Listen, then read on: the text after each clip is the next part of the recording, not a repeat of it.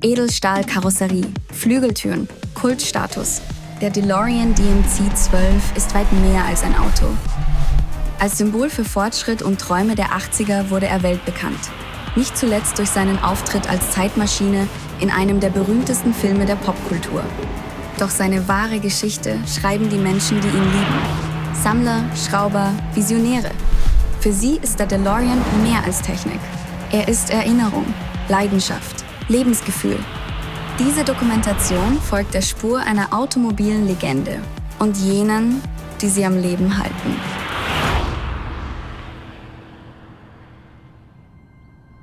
Die Leidenschaft für das Schrauben hat sehr, sehr früh begonnen, als ich als 5-Jähriger meines Sandkastens beraubt wurde und mein Vater seinerzeit einen Opel B-Kadett darüber gepackt hat. Und da ich keinen Sandkasten mehr hatte, musste ich mit diesem B-Kadett spielen.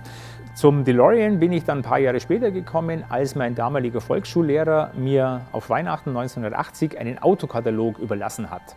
Dieser Autokatalog war für das Jahr 1981 und in dem Autokatalog waren alle neuen Fahrzeugmodelle aufgelistet mit Foto und darin natürlich auch der DeLorean.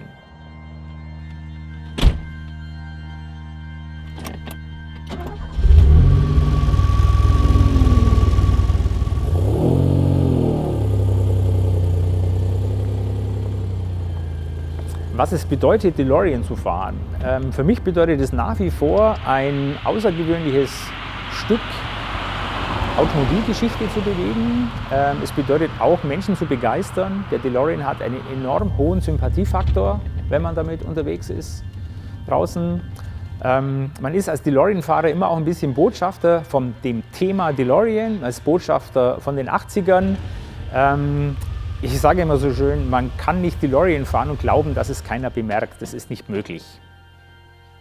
Wenn ich die Eigenschaften eines DeLorean beschreiben soll, dann muss ich natürlich bei der Optik anfangen. Wir haben hier das Giugiaro-Design, das für mich nach wie vor völlig zeitlos ist. Wir haben die Edelstahlkarosserie gebürstet, wir haben natürlich die Flügeltüren, aber das sind alles Dinge, die sieht ja jeder, da braucht man mich nicht dazu. Unter der Haut sind die Eigenschaften für mich extreme Langlebigkeit, was die Komponenten angeht, und für diese Aussage werde ich regelmäßig belächelt, aber Fakt ist, dass es diese Autos nun seit 44 Jahren gibt und dass ein Großteil dieser Fahrzeuge heute noch fahren, und das ist jetzt nicht unbedingt ein schlechtes Zeichen. Außerdem haben wir bei unseren Projekten auch bewiesen, sei es jetzt mit dem Renn-DeLorean auf der Rennstrecke, sei es jetzt mit unserer Welttour-Aktion, wo wir mit 3 DeLorean um die ganze Welt gefahren sind. Ich glaube, wir haben mehrfach wiederholt und immer wieder bewiesen, dass diese Fahrzeuge wirklich was können, wenn sie denn ordentlich gewartet und ordentlich in Stand gesetzt sind.